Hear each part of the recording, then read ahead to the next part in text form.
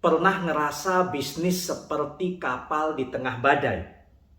Jangan buru-buru minta pertolongan dari eksternal. Kabar baiknya adalah ketika bisnis kita berada di tengah badai, justru banyak sekali faktor penyelamat itu yang berasal dari internal perusahaan kita. Gimana kita bisa memanfaatkan resources yang kita miliki sehingga pada akhirnya kita bisa terbebas dari serangan badai krisis. Dan inilah rahasia yang sering sekali terlupakan oleh para pebisnis ketika kapalnya sedang berada di tengah badai. Hari ini kita akan membahas tentang Resource Based View atau RBV, yang dimana ini bisa menjadi senjata utama kita ketika kapal bisnis kita berada di tengah badai. Jangan khawatir, gua akan jelasin ini dengan bahasa yang simple, sederhana, dan dengan contoh-contoh nyata yang bisa langsung lu aplikasikan di dalam bisnis lu. Resource based view pada dasarnya itu adalah tentang bagaimana cara pandang kita melihat sebuah perusahaan dari kacamata memanfaatkan resources yang ada di dalam perusahaan kita. Kadang ini sering kita lupakan sebagai seorang pebisnis.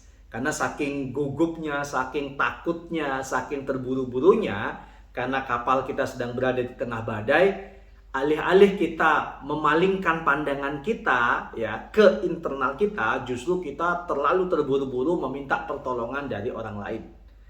Nah, sehingga pada akhirnya RBV ini menjadi hal yang sangat krusial untuk pengingat kembali bagi para pebisnis bahwa kunci dalam menyelamatkan perusahaan itu seringnya berada di internal kita.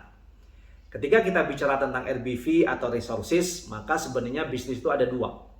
Yang pertama adalah tangible atau yang nyata, yang kedua adalah intangible atau yang tidak nyata. Nah, ketika kita bicara yang tangible, yang nyata, itu jelas. Itu ada man, money, machine, material, method. Bagaimana orang-orang kita, yang kedua bagaimana uang ya, kemudian mesin-mesinnya, bagaimana material-materialnya, dan bagaimana metode-metode SOP yang kita terapkan di dalam perusahaan. Itu yang nyata. Tapi jangan lupa kita juga punya faktor intangible atau yang tidak nyata yang sering sekali kita lewatkan ketika bisnis kita berada dalam krisis. Apa saja itu? Contohnya adalah reputasi, brand, networking kita, customer loyal yang kita miliki, bahkan budaya perusahaan yang seharusnya kita terapkan untuk mengikuti perkembangan zaman yang ada.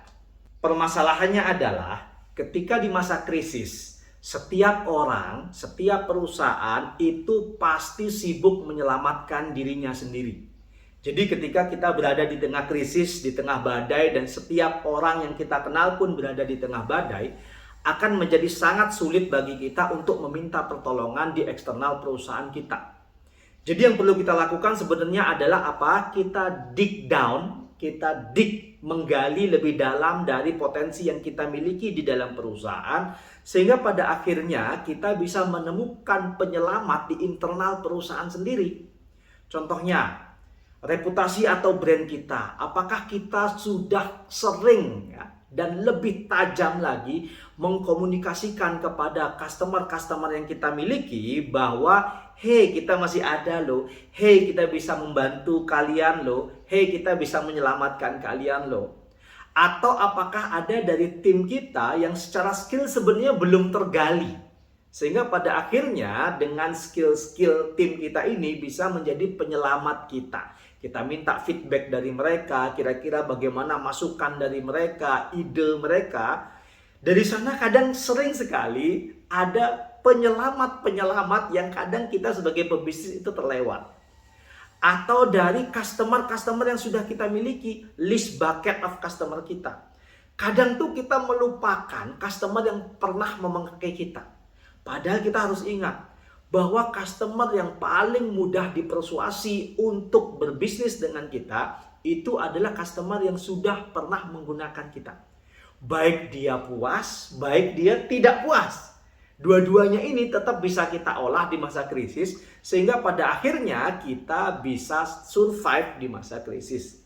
Dan yang terpenting adalah ketika di masa krisis, itu adalah bagaimana kita membuat orang-orang di dalam perusahaan itu semuanya menjadi telinga. Sehingga pada akhirnya ketika di masa krisis kita bisa serving orang lain. Dan pada akhirnya kita bisa membantu orang lain di masa krisis. Dan bisnis kita pun jadi terbantu. So banyaknya bantuan-bantuan ini, banyaknya penyelamat-penyelamat ini adanya di internal. Kalau internalnya tidak kita gali, tidak kita kembangkan untuk menserving eksternal, maka jangan pernah berharap eksternal itu akan berbisnis dengan kita. Ingat, ketika setiap orang berada di masa krisis, tidak ada orang yang mau membantu orang lain. Yang ada adalah mereka akan memakai kita kalau mereka merasa kita bisa membantu mereka di saat krisis. Salah satu contoh nyata yang pernah gue sampaikan kepada salah satu peserta coaching gue dari UMKM, beliau punya beberapa tempat cuci mobil. Beliau mengeluh bahwa tempat cuci mobilnya semakin hari semakin sepi. Nah, apa yang harus mereka lakukan? Berinovasi seperti apa sehingga pada akhirnya tempat cucinya bisa ramai kembali. Gue sampaikan sama teman satu ini bahwa lu punya list data of customer nggak? Ternyata sampai hari ini dia tidak punya. Nah, ini berbahaya. Gue sampaikan sama dia, kalau lu nggak punya, mulai saat ini lu harus berubah. Caranya gimana? Cara yang pertama, buat campaign. Ya, buat sebuah campaign di tempat cuci mobil lu, sehingga pada akhirnya customer-customer yang dulu pernah cuci mobil di tempat lu itu mau datang. Entah campaignnya itu hari Jumat berkah, ya, jadi free cuci mobil hari Jumat atau diskon 50% di hari Jumat, atau 5 bonus 1 khusus di bulan seperti itu, atau free cuci mobil di saat ulang tahun. Sehingga pada akhirnya customer-customer yang dulu pernah cuci mobil di tempat kita itu ketika dia tahu ada free cuci mobil, maka mereka akan datang. Nah, customer yang datang ini mulai didata tuh. Di data itu mulai dari nama, nomor telepon, ya, kemudian alamat, dan yang terakhir, yang paling penting itu adalah tanggal lahirnya. Nah, kemudian ada harus centang berapa kali mereka sudah melakukan cuci mobil. Nah, setelah data itu ada, ya, lu gunakan data itu untuk apa? Untuk selalu mengingatkan, ya, merebranding perusahaan lu kepada customer-customer tersebut melalui program-program. Jadi lu harus selalu create program-program yang menarik untuk mereka sehingga pada akhirnya mereka akan datang dan datang lagi. Sehingga pada akhirnya, contoh paling gampang, program apa? Gratis cuci mobil pada saat ulang tahun, ya, atau gratis cuci mobil kalau nggak bisa di hari H, gratis cuci mobil pada saat minggu ulang tahun. Jadi kalau dia ulang tahun di hari Senin, dia gratis tuh seminggu cuci mobil. Nah, atau produk-produk lain, ya, program-program lain yang bisa lu berikan sehingga pada akhirnya customer itu mau datang.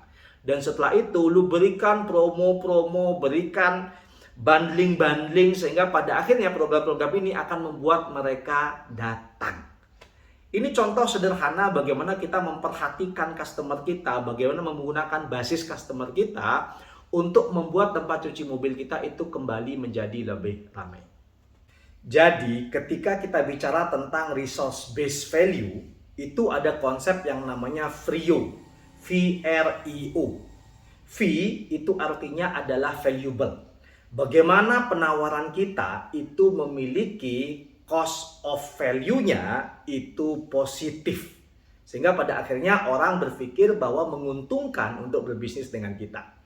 Lalu yang kedua adalah R-nya, itu adalah rare.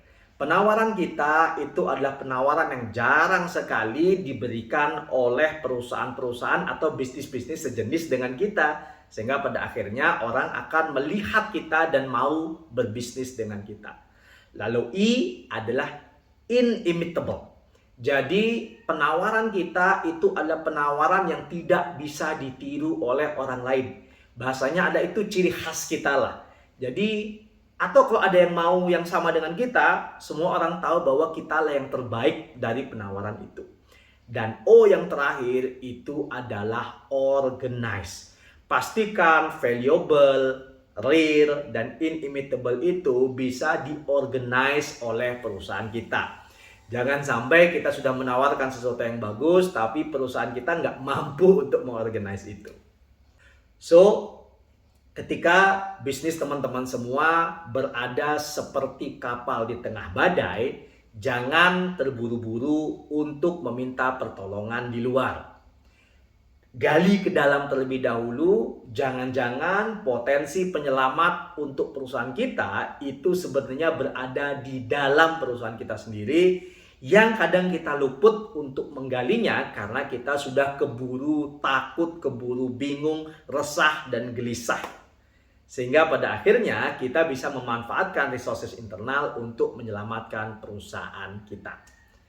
Pertanyaannya sekarang adalah, kira-kira apa penawaran yang bisa teman-teman berikan kepada customer teman-teman berdasarkan brand yang teman-teman miliki, jaringan yang teman-teman miliki, skill dari tim yang teman-teman miliki, sehingga pada akhirnya teman-teman bisa menyelamatkan perusahaan dari badai. Silahkan tulis di kolom komentar dan mungkin kita bisa diskusikan itu lebih jauh. Semoga bermanfaat. Bye.